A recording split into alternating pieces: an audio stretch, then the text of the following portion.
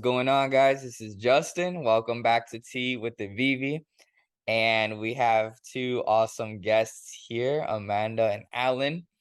And so we're going to get started and just let them introduce themselves. Their names, what they do, maybe just a little tiny brief background of them so we know who we're talking to. And then I'll explain how things are gonna go and we will hop into it. So Amanda, if you wanna introduce yourself to us first. Hi, everyone. Good morning, Alan and Justin. Excited to be here. My name is Amanda. I'm a social sciences student doing my master's at UCF. Originally from Africa, I just moved here and I'm excited about the future. And I met Justin working part-time at the Sky House apartment. Thank you. All right, awesome, cool. Alan, second but not least. Sure. My name's Alan Boris. I'm a CPA, and for 20 years, I've been a professional speaker and author, teaching people how to build their businesses and manage their practices. Awesome, cool. So obviously people in two different places, but that's fun because it's fun to hear everybody's different kind of journey and path and where they're at. So for the people listening, really what I help with is like performance, happiness, fulfillment, helping people to figure out how is it that they really want things to be going, and then how to go there hopefully as quickly and effectively as possible. And that sounds simple, but it's not so easy to do, right? Most people don't really have a sense of what that is for them. And most people are feeling pretty stuck and having a hard time going there. And so there's certain places that we get stuck, and I look at those with people and help them with that. And so that's what I say, that the things that I help with: performance, happiness, and fulfillment. So people get a career return on investment with coaching, and also a personal life return, because when we're stuck, everything's being affected. And as we start to fix those places where we're stuck, everything starts to improve. So all categories of life improve. So we've got Amanda and Alan, and we're going to start with Alan today. Just asking questions of where they might be getting stuck or things that might be going on with them. And hopefully I'll be able to help, and that they can leave with some specific tangible things that they can get going on right away to make their lives better. So Alan, we could start with you. Sure. Obviously very, very high performing person already. Um, Talk to me about anywhere that you feel like you're getting stuck, or where your frustrations are, or anything where you're like, man, this doesn't really necessarily look how I want, but I'm not sure what to do about it. Anything like that is a good question. Yeah. So the question is, at what point do you give up on a goal? You've been Mhm. pursuing something for many years. You spent a lot of money investing in learning a skill. Mhm. It, it is a rare skill. It's not beyond my intelligence, I don't think. Um, but I have it's just been one door slamming in my face after another in my attempt to learn the skill. And I've never failed at anything that I really put my mind to, fortunately, Uh-huh. except for this. So what point do you give up? That's a really good question. I've never been asked that question before, actually. So I like There that. I like you, that. you want to pause the video and think about it for just a No, minute? no, no, I like the question. I mean, I think the answer, just like any question, is that it depends. Um, I think it depends on how important to you it is. I mean, I can tell you in my life, um, I have things that I continue to try to attempt that I continue to not be great at, right? So one of them is dancing. I would really like to dance salsa or dance at a very, very high level, like a high pro level. And a lot of times it can sometimes feel like, I should be further along, or I should be a certain place that I'm not. Or maybe I sometimes feel that I'm not, maybe don't have the natural ability the way that I wish I did, or whatever. I think the answer for me in that situation is that I love it so much and I love the process so much that I don't really care how long it takes because it's like I want it so bad that I will go until I get it. So I think it sort of depends on how important it is to you and why you're doing it. I also think that when it's something that's a really, really long-term goal that takes a massive amount of effort, I think it has to be something that we're enjoying the process of. So for me with dancing, I dance about 4 times a week as of right now for about 45 minutes, hour a day per time. And that's like my happiest time of my day. I'm so happy. I'm so joyful. It brings so much life to me.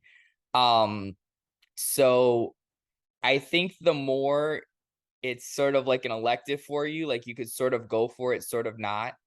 And the more um the process is just kind of like, oh my God, this sucks, but the results will be worth it. That would totally make sense to maybe drop it, right? Maybe like 80-20 rule, right? More like 90-10, 90% of our results from 10% of our efforts.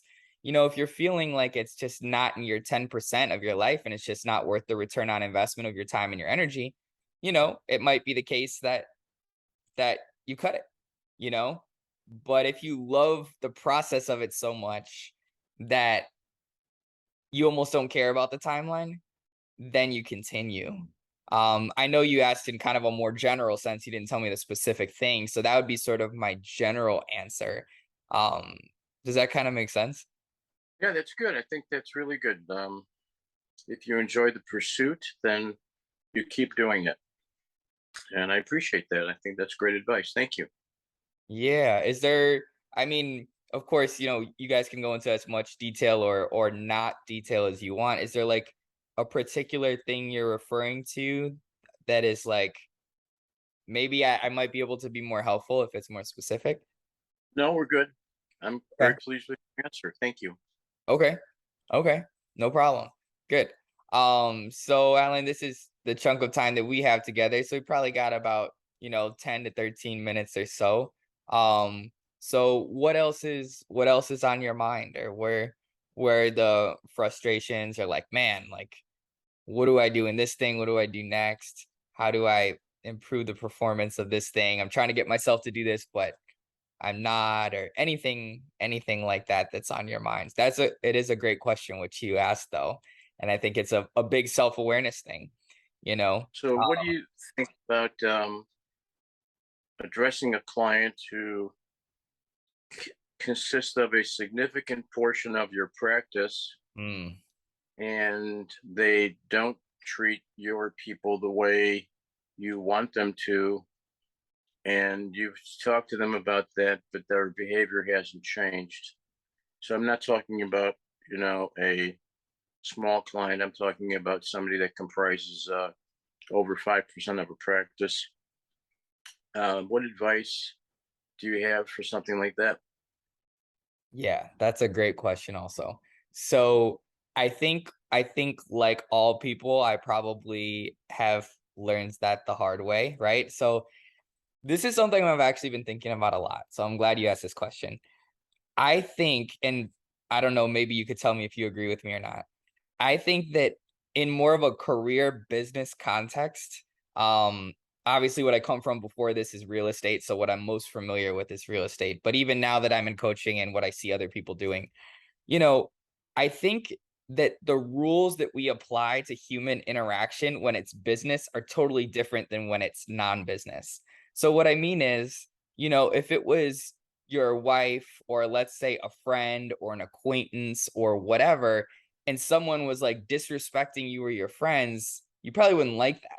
And you'd probably be like, no, that's not cool. And you'd probably draw some boundaries. And if they continued, you'd probably not want to continue an interaction with that person because it makes you feel gross and bad and annoyed. But for whatever reason, I think that we think that in a business context, and again, these are all just my opinions, right? Maybe someone else would tell you something different, but I have been thinking about this a lot. In a business context, for some reason, we like completely rewrite the rules of what we think is okay of how someone should treat us, so we can become like, not that you're doing this, but we can become very desperate. We can be putting up with way more shit than we should be. And we can sort of be in like these bad relationships in a way. So what I found is in the beginning when I first started doing my coaching, which was like about 2 or a little over 2 years ago, I would sort of let everything slide. Now I don't have employees, you have employees, but I think this is the same answer regardless, because we're talking about a certain dynamic where there's a certain disrespect that you don't like, and what do you do about it? So whether that's to you or to your employees, I think it's kind of the same answer in my opinion. So when I first started out, you sort of take everything and you're a little more desperate and you're a little more, someone's late, whatever. Oh, no call, no shows. Oh, we can work through it. Oh, all the rescheduling, we can work through it. Oh, they're late on paying, we can work through it. You're feeling kind of disrespected, but we can work through it. You need the client. And I see realtors do this all the time. Like they let their clients stomp on them, and just completely yank them around. But as I kind of continued, I realized, like, you know what? I don't want these dynamics where I feel disrespected. Like it's an honor for me to work with somebody, but it's also an honor for them to get to work with me. And they are valuable, but I'm also valuable. And so if I'm in a certain client dynamic where I don't feel respected, I don't feel like my time is being respected, I don't feel like there's this kind of mutual healthy thing, I will X them out. And I've had people that, have been no call, no shows on first appointments, intro appointments where I was going to decide if I was going to work with them or not. And I've had people be, 20 minutes late on a first appointment. And I refuse to work with them, because it's like my first impression, I already don't like it. So, my answer to that, and I know that's tough, and especially when they're a big percentage of the practice, I think that person is not a 10% client. They feel like a 10% client because of the amount of money they're returning. But I think usually that type of client is also somebody that's taking more time. And so when you factor out the dollar per hour, the dollar per hour that you're getting from them might even be less because they're taking more time and they're taking more energy and emotion. And those are resources you have too. And that has a price on it. So it's tough because you don't want to X out a significant amount of money in your practice, but I really think that you'll feel better and you will get more better clients when you X people like that out. So there's a great line from Keller Williams. They have this program called Bold, and they have all these bold laws, and they're really cool laws. And one of the laws is you teach people how to treat you. Mm. And I love that. I love that law. And so I think that with you teach people how to treat you, um, kind of letting them know what's okay and what's not, you know, and kind of setting that standard, even though I'm sure you probably have many times, but resetting it of like, this is how you will need these things to go.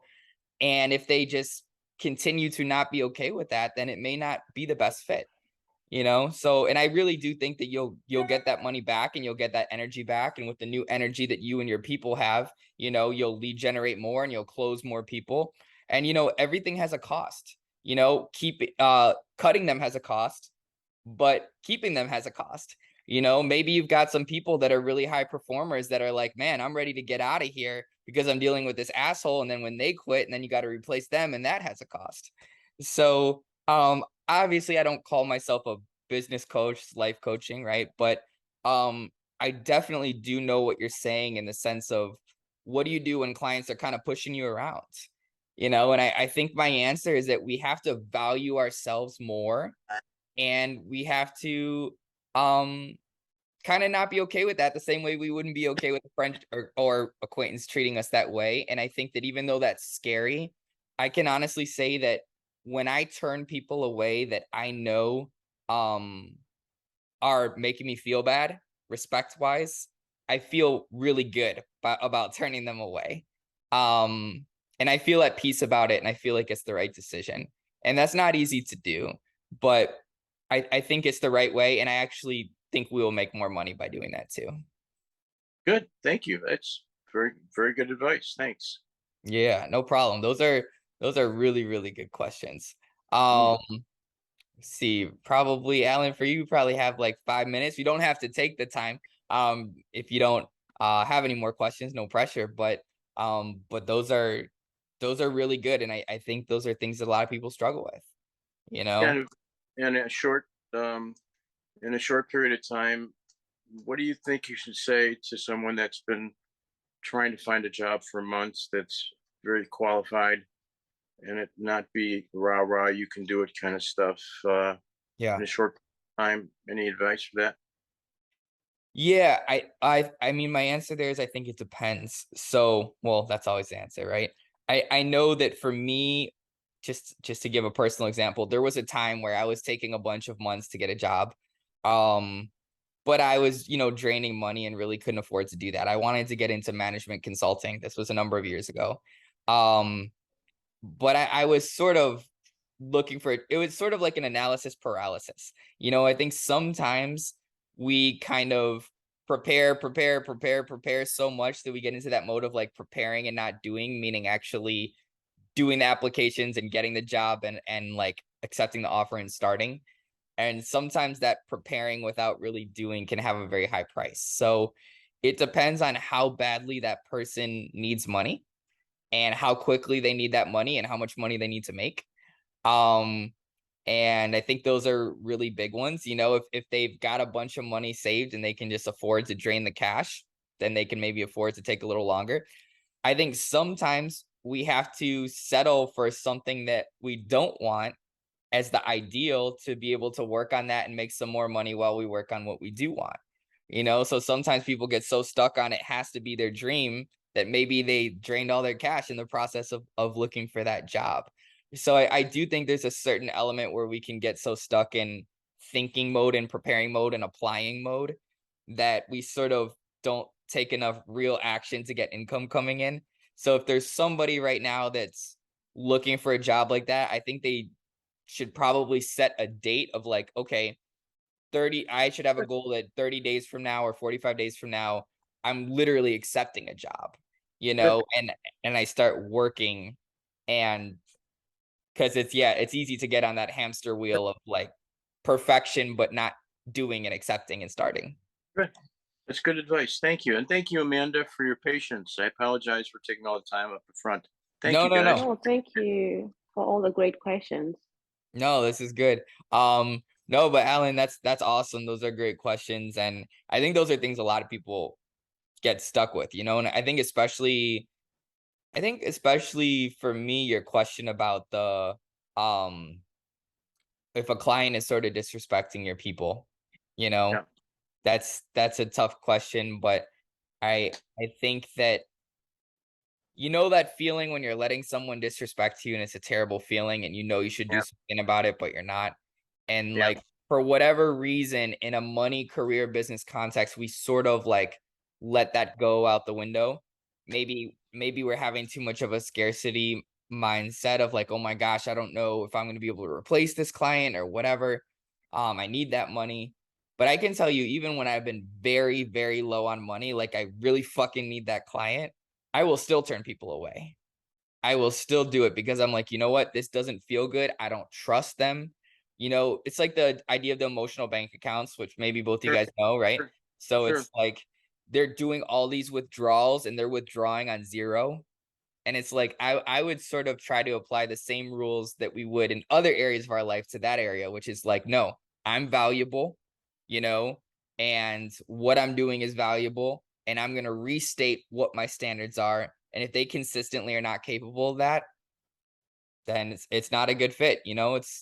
It's the more we value ourselves in that situation and the more we believe we'll get something better, the less we're going to tolerate that. When someone are doing these like intro meetings with me, I kind of see it like if they're applying to like Harvard or Stanford or Google or Amazon. Like you wouldn't no call no show an appointment with Google and then expect to get another, or you wouldn't just not show up to be into like a Harvard MBA and be like 30 minutes late and expect them to be okay with that. And it's like, Sure. I'm applying to work with you, but you're applying to work with me, and you might not meet my application standards. So we usually don't think of that way with business. It's just like our frame gets messed up and we just go into like groveling mode. But I think it's worth even the financial tension because the price you pay of that gross feeling of people doing that to you, it's terrible. I know you know the feeling Yep. I'm talking about. We all do. It's a terrible feeling. Right. Good. All right, guys. Thank you. Thank you so much, Justin. Yeah, you're welcome. And I know we met 2 weeks ago. You really helped me clarify most of the stuff.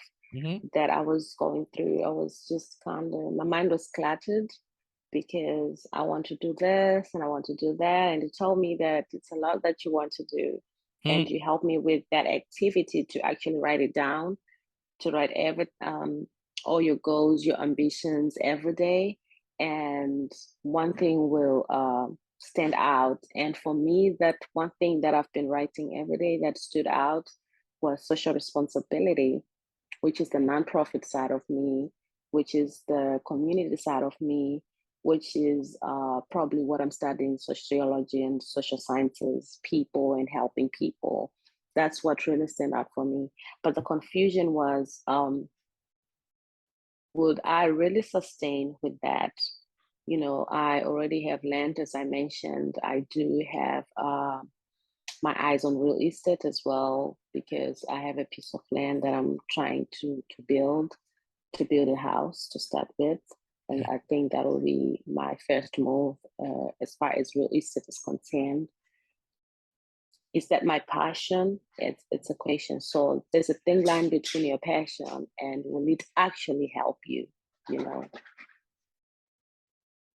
When you say actually help you, do you mean financially? Yes, financially, that's where the confusion lies. Okay. So phrase it to me as a question. So just the confusion of this is what I want to do, this is my passion, this is my dream, right? But it will might take long for it to help me financially. But this is the real estate side of building a house. It's not really what I want to do, but that's the easiest way to be financially stable. Okay. So you're trying to juggle what you want and money, right? So so for the social responsibility, would that be like you going back to Africa or would that be stuff here in the US? My nonprofit is based in Africa and here. So I'll be helping women in Africa. I also noticed here that a lot of women here also need empowerment. I've just started to look at it around here locally, but most of the stuff is helping young women in Africa. Okay. So would you live in Africa? I'll be going back and forth Okay. Where do you want to live? in the US, but I still have my family in Africa. I could still go back, do my nonprofit work, and come here and go back. Okay. I'm just taking out something so I can take notes. Um, it helps me when I write stuff down. Okay, so you'd want to be half time here in Orlando Hmm. and half time in Africa, but living in Hmm. Orlando. And where in Africa? South Africa, South Africa. Okay. And what type of social responsibility stuff do you want to be doing? women empowerment. Okay, like what? Education, helping them with scholarship, providing education with them, paying school fees for them, making sure that the woman, the girl child in Africa is educated because they're still wrapped up in that culture where the woman's place is in the kitchen and in the bedroom. So just making sure that that culture is eroded and we have the new modern thinking of women can do it, women can travel the world, women can be leaders, women can be educated just like myself. Okay. Travel world, educated. Okay. Um, if you were gonna live that life of like half here and half there, have you calculated like what your expenses would be? Living expenses, bills, how much you gotta pay per month to live? I figured that I should have a house here. That way, I know that this is my base. And everybody knows that America is more developed than Africa. So most of the resources and donations, I'll probably be getting it from here. And they're sending it to my girls in Africa. So, but what I'm saying is like, okay, you're gonna live maybe you're gonna be like 50% here, 50% in Africa, right? Mm-hmm. So there's gonna be living expenses while you're here and then living expenses while you're traveling. Yeah. What are your living expenses here? Like if you add up like your rent, your car, if you have one, your insurance, your health insurance, car insurance, tolls, food, groceries, gas, elective spending, a little bit of, you know, what are your bills per month? How much a month do you need coming in to break even and survive? Um, Honestly, I haven't calculated that because I haven't gotten there, but so I could think right now, if I could have my rent or my mortgage, could probably be like All right, maybe let's my calculate it right now because it's going to be extremely extremely helpful for you. How much is your rent? mhm. Right now, Yeah. my rent is like 1,200. Okay. And that's all that you're paying, or are you splitting that with anyone? I'm splitting out with a friend. But your portion is 1,200? Okay. How much is your car payment? Um, 400. Okay. How much is your car insurance? 250. Okay. Um, how much is your health insurance? How much do you pay for that? Even whether you have it through Sky House or your own private or They deduct it from my salary. I don't know how much it is. Like maybe 35. $35? Yeah. That's it? Mm-hmm. Okay. Um, tolls. You have any idea? Mm, my tolls weekly could get to like maybe 100 weekly. Weekly? Yeah. Okay, so you have high tolls. So 400 monthly. How about like groceries? How much do you spend on like groceries per week? Uh, I'll probably get like $200 monthly grocery. Okay. How about eating out? I rarely eat out. Maybe once in a while. Maybe another 50. Okay. Okay. Um, anything else that you spend money on throughout the month? Clothes, Mm, yeah, I'm not really a big shopper. I'll buy going clothes out, once in a while. Maybe my hair once a month, $50. going out. I rarely go out. Okay, so let's use these numbers and we'll add a little bit more. So if we look at these numbers, 1,200 plus 400 plus whoops, 1,200 plus 400 plus 250 plus 35 plus 400 plus 200 plus 50 plus 50. So that would equal 2585. And let's just build in a little bit of a buffer and say that there's certain things that we're forgetting. So if we added like a $425 buffer, that would mean your expenses are somewhere around 3 grand a month, right? And Mm-hmm. 3 grand a month is $36,000 a year before taxes, bless you, which is around 40 grand a year after taxes. So Mm-hmm. you basically have to make about 40 grand a year right now to survive and replace all of your expenses. What about when you're traveling to Africa? Because are your expenses going to be lower, I guess? They're not gonna be lower unless maybe let's not put them as lower. It's like 2,000 to travel to Africa, $2,000. But that would be me traveling maybe twice or thrice or 4 times a year, or maybe in summer or Christmas or Easter. So let's just say, because I mean, groceries are going to be cheaper in Africa, right? Like a lot of this Hmm. stuff's going to be cheaper in Africa. Yeah, in Africa, it's good because there's already a house, there's already family, there's already a farm. We eat from the ground. Africa, everything is there. It's Yeah. only here. I don't. Yeah, Yeah. And this is calculating if you were here the whole time. So it's yeah, actually going to be cheaper in Africa. yeah, So really, if you were making like 40 grand a year, then you could be paying for all your stuff and you could do whatever you wanted, yeah. right?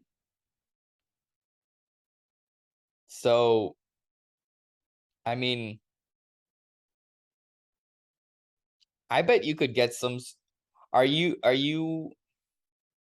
you wanting to do like completely your own business of the social responsibility and fundraising and stuff, or would you want to work for somebody and do it, or? In the past, I've done it myself. I've always like helped people, look for a scholarship for them, got donations the other time. I told you about the big donations that we got the other time. And then I'll be open to, but the thing with nonprofit, you cannot solely depend on people. You yourself have to be financially stable. Do you make money from your nonprofit? Like, or do Usually it's just donations. My LLC is the one that usually gives me something. But right now, as I told you, I had stopped. I had stopped everything because I wasn't ready to go back. okay. I mean, you're talking about money being a big barrier to doing what you want, but you know, 40 grand a year is not that much. So if you could make 40 grand a year doing something, then you Mhm. can have your dream. Right, I mean, you could make 40 grand a year with pretty much any job almost, right.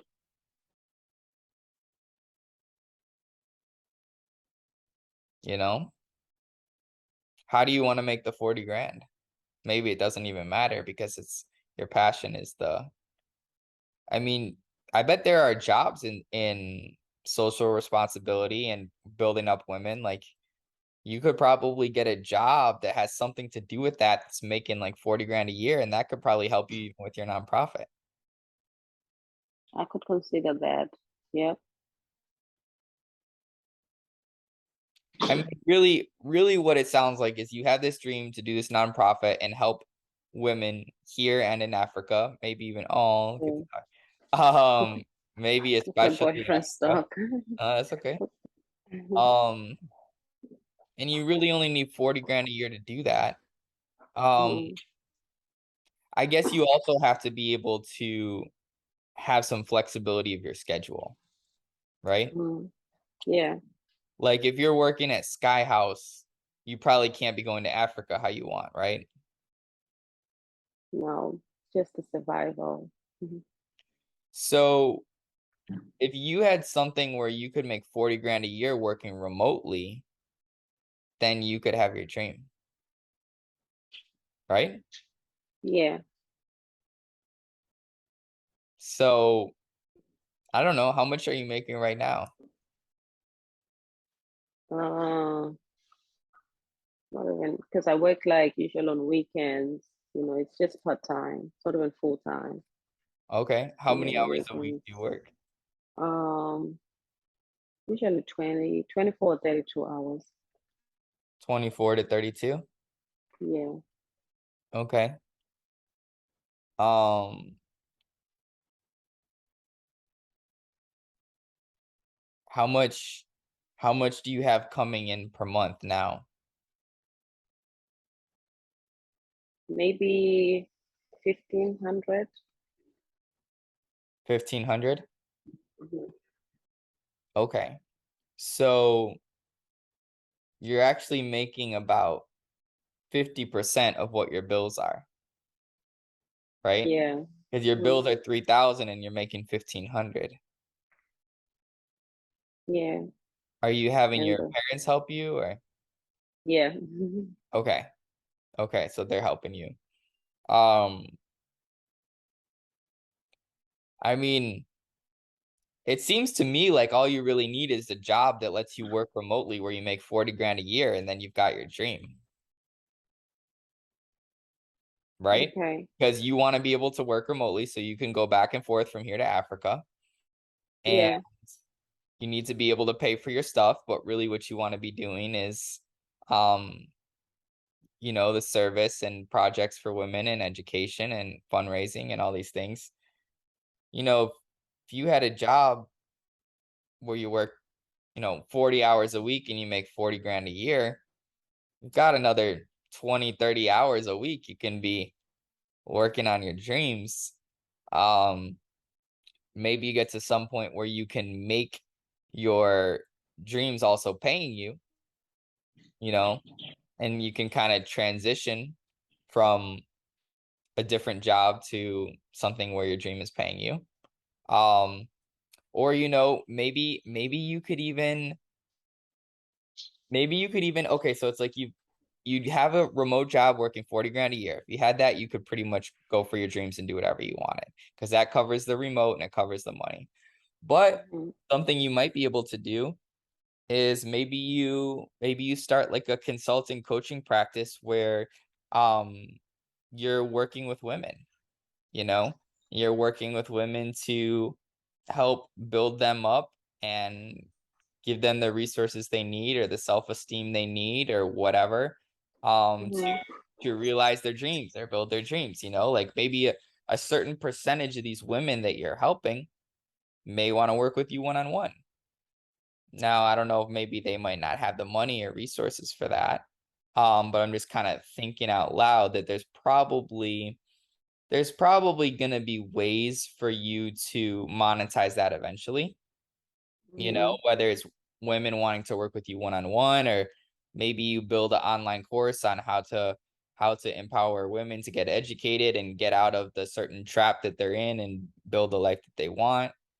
Um, so I think that there'd be ways that you can make money and build a business around it. Um, but it sounds like the biggest Mhm. limiting variable for you is one, money, needing at least 40 grand a year, and two, time and location, needing flexibility to go where you want to go.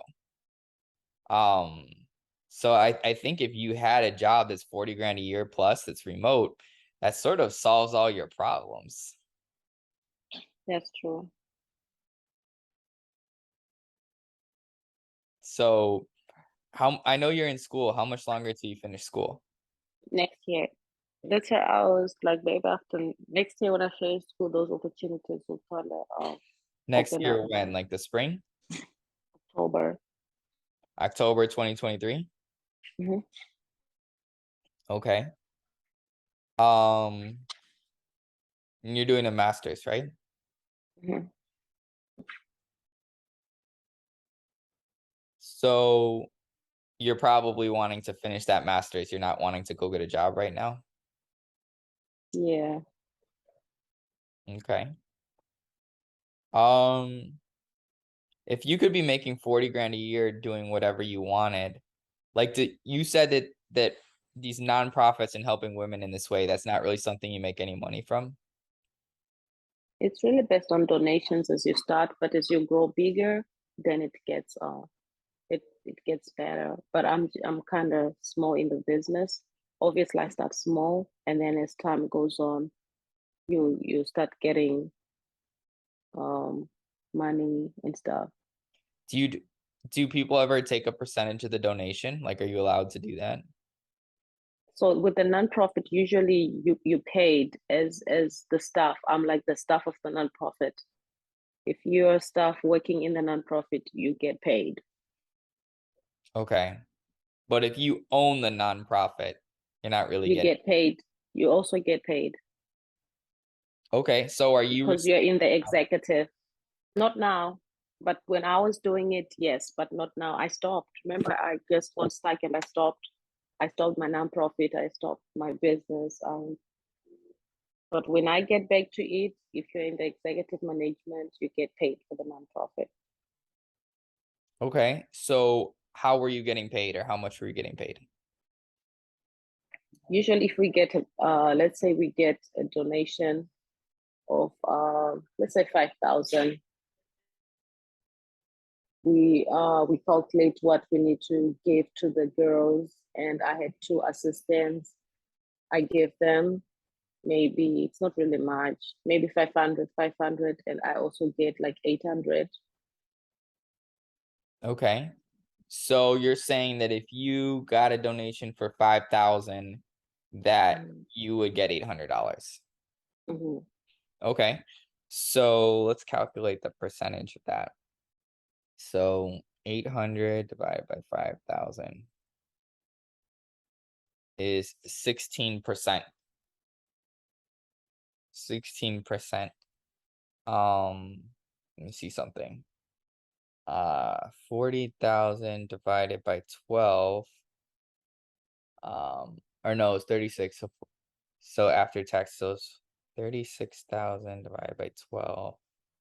36,000 divided. My calculator. Sorry. What the heck? 36,000 divided by 12. So yeah, you need about 3 grand per month. I'm trying to think of the math. This is exposing that I'm not a math superstar. I'm not. Me too. I'm not. You're asking me all those percentages. I'm not. With nonprofit, usually you get the donations, and then whatever that's left, you pay your assistants, because it's nonprofit work. It's volunteer work, so you don't get much usually. But you're getting is the 16%. So you need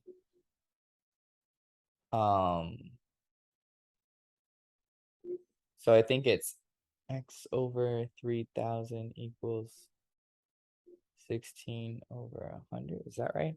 Let me try something real quick. 3,000 times 16. Fine.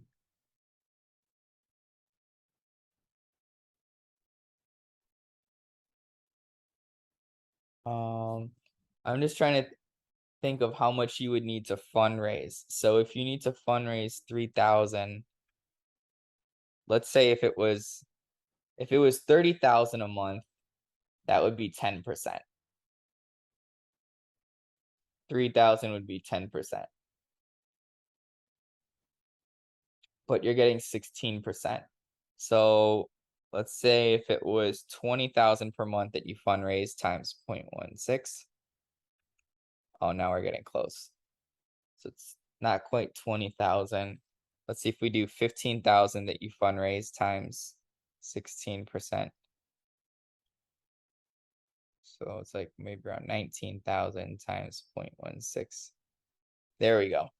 Okay. So you would need to raise about $19,000 a month to make 3 grand a month. So if you could raise $19,000 a month, then you could be living your dream, because 16% of that would be $3,000 a month. And that's the amount of money that you need.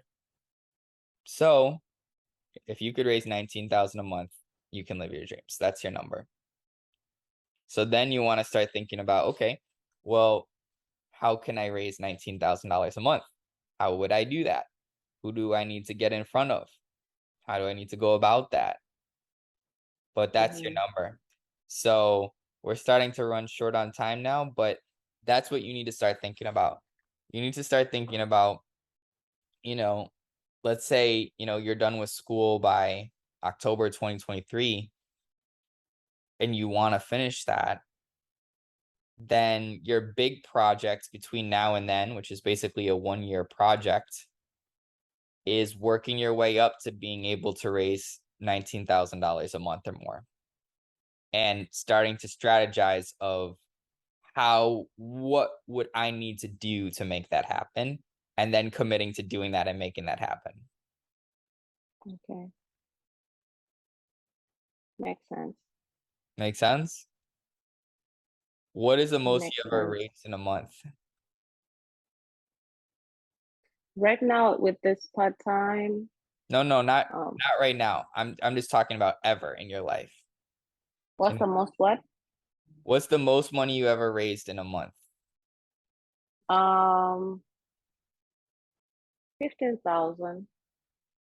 Okay, 15,000. So basically, Yeah. if you could do just a little bit better than that, and you could do that every month, then you'd be able to live your dream. You'd be able to be remote, you'd be able to pay all your Mm-hmm. bills, and you'd be able to do exactly what you want to do. So you need to start thinking about, what did I do when I raised that 15,000? How can I raise a little more than that? And how can I do that consistently? Those are your next things you want to think about. Mm-hmm. And if you can do that, then you can have your life look pretty much exactly how you want to. Now, the more you want to make more money than that, you have to raise more.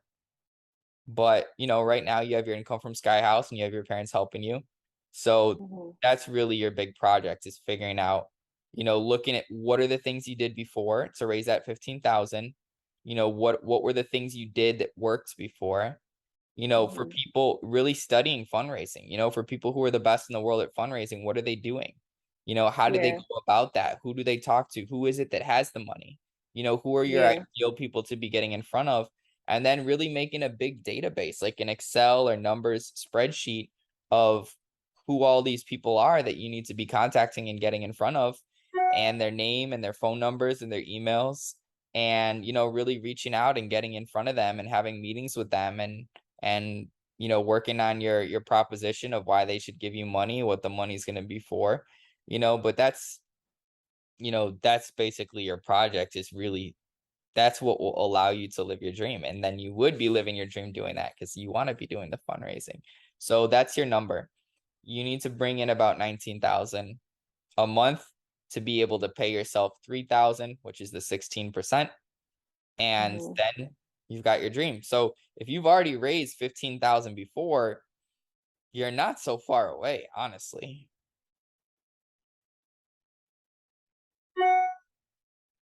Does all this stuff make sense? It makes sense. Does that sound doable?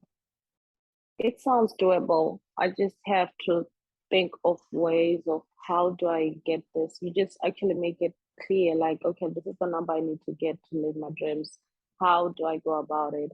Or how what did I do in the past to have this? Just breaking those numbers down makes perfect sense, and how to get there brings clarity.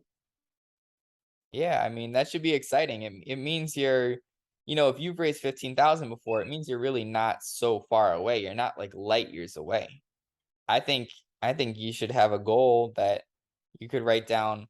If you graduate in October, you could say, I don't know, if you graduate in mid-October or whenever, you could say, I fundraise $19,000 per month by um November 1st, 2023, Mm-hmm. because that's really what you're wanting to do. And then if you're like, okay, I fundraise $19,000 a month or more by November 1st, 2023, you want to write that out, and then you want to think about, okay, how am I going to do that? What are all the things that would need to happen for that to happen? And then you start doing your homework and you start writing stuff out and you start making plans and you start executing. Hmm. But this should be Makes exciting sense. because it means it's not so far. It's exciting. The fact that the breaking down of numbers and like, okay, so I need this certain amount of money. It makes it easier. Yeah. I mean, I also think that, I don't know, if I were in your position, that 40 grand that you have, I know you're going to do whatever you want, but I wouldn't blow it all in the house, because you have a certain dream that you're trying to build and you're really not so far away from the dream. If I were you, I would hold on to that cash and use that to fund your dream. Use that as savings. Use that because you're going to need it. And your dream is not so far away.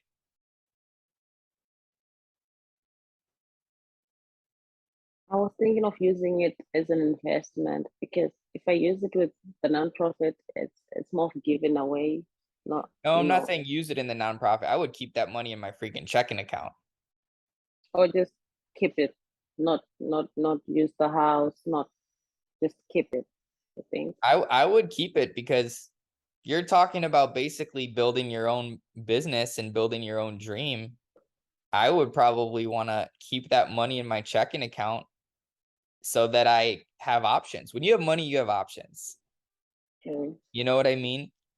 So you're gonna be able to live your dream easier. If you drain all your money into that house, you know, your dream is gonna be not as attainable because you're operating with like less cushion, you know?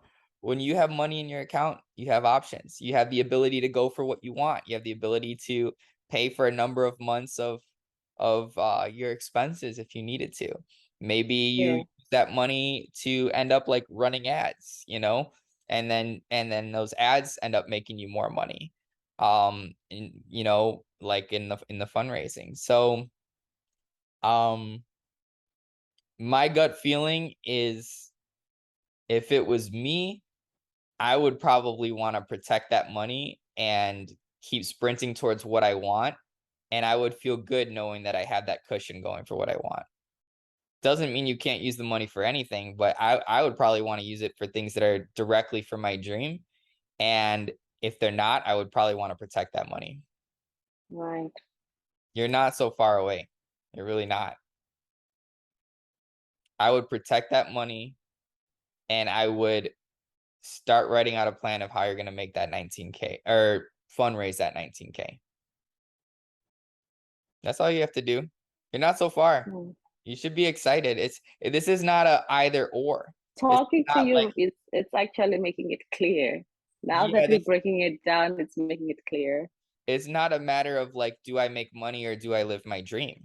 You know, which is sort of what you were thinking. You know, your Mm-hmm. expenses are not that high. Now we know how much you pay yourself on a transaction is about 16%. So Mm-hmm. we know that for you to make 3 grand, you need to be bringing in about 19 grand in fundraising. So now we know you got to get to the 19 grand, protect yourself with the money that you have already, you know, and go into attack mode, making a plan for the 19 grand of fundraising. You could definitely be doing this stuff within a year. I personally think you could probably be doing it a lot faster than that, you know, and not necessarily needing to finish school, but that's a personal decision, you know. And you Mm-hmm. can also you don't have to make that decision now as you continue to progress in what you're doing, you can decide the timeline of how you want to do things. But if I was in your position and that was my dream, I'd protect the money Yeah, I have and I would start going about making a plan of how I was going to get that 19 grand a month.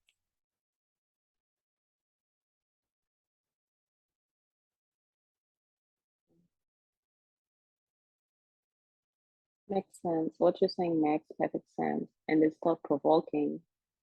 The stuff that I never thought, but now I probably need to rethink a lot of stuff just from this conversation. Like there are easier channels to get to where I want to get to. And I'm open minded. I know I would set my mind on I want to do this, but I might reconsider or rethink. Remember, what you should do always depends on what you want to happen, right? It depends on your outcome.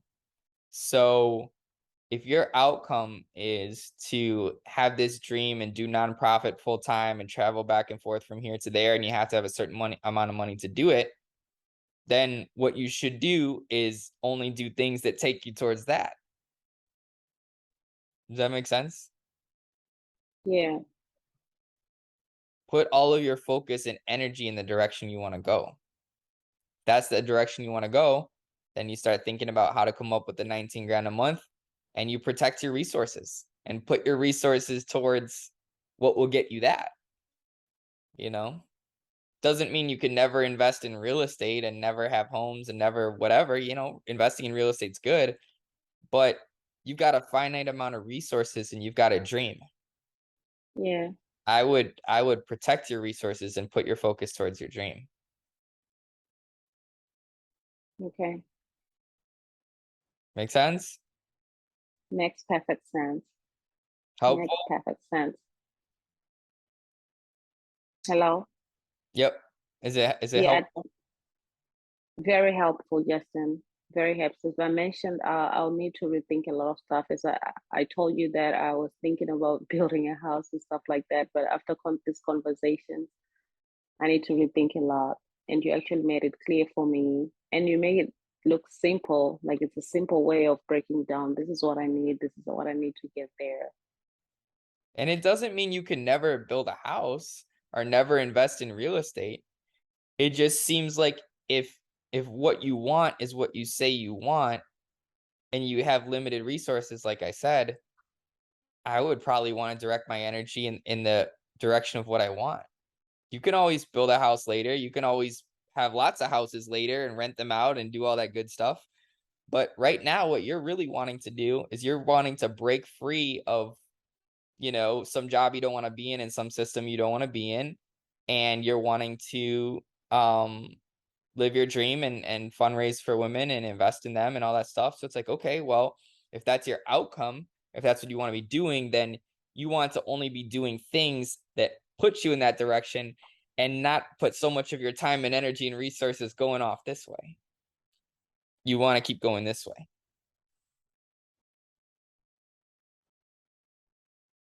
Cool. Yes, All right. got it. Good. Good. Well, that's probably good timing. Gives you some good stuff to think about. So thank you so much. It's good to see you again. You Thank can you let me so much. know what Yeah, what I'll keep thoughts you you come up posted. with. Yeah, yeah, what thoughts you come up with or what you think is best for you. Obviously we talked before. I'm, happy to help you if you like, but if not, that's okay too. Whatever is best for you and your dreams. Um, Let's definitely and think that. but it was great seeing you and great seeing Alan and thank you everybody who's watching. And hopefully this is valuable for people watching too, because you guys had some great questions and we were able to go into enough detail that people can see that that's the type of detail they need to go into with their lives to get the answers they want. And it's a lot more detail than most people realize, but it's very, very powerful when we get that detail. So Amanda, good seeing you. Let me know if there's a way that I can be a resource for you or help you, or at least let me know what you're thinking. I'm excited for you. And Thank you so I much. will see you guys later. All right. Thank you so much, Justin. You're welcome. Have a good night Bye. or a good day. You too. All right. Bye. Bye.